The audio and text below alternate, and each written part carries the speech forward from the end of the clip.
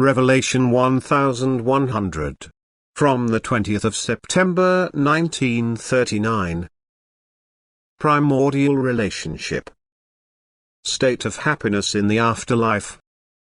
Who connects himself with the eternal Godhead, in his soul is also rooted the deep desire to be one with him, and thus the separation between the earthly child and the Father in heaven is overcome. The gulf which separated them becomes smaller, to finally give way to the sure feeling of the union, and thus the original relationship is restored, and now is an indescribably beautiful state the spiritual being's lot.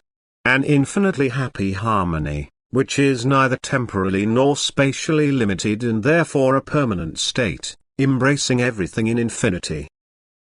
This requires an infinitely long time. But once this state is reached, everything that has passed in eternity is only a fleeting moment, and the joys of eternity outweigh all suffering in an unredeemed state, 1,000-fold.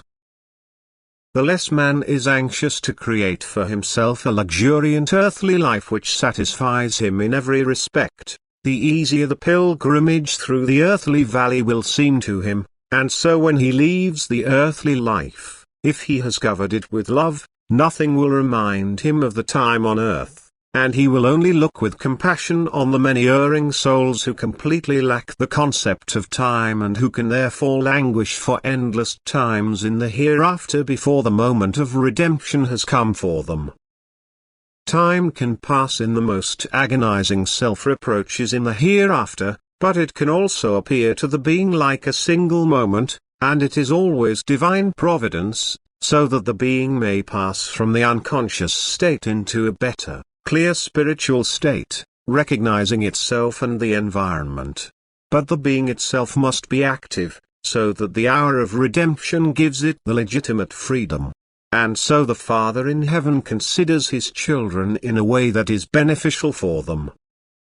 The spiritual beings, which are allowed to send information to the world, must fit into the time span of the earthly existence. They must adjust themselves to earthly laws and must therefore also take into account the human soul, which still has a narrowly limited understanding in the present spiritual state and must therefore first be instructed in detail.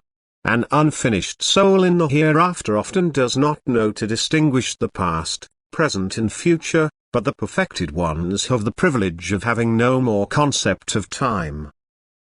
Interruption.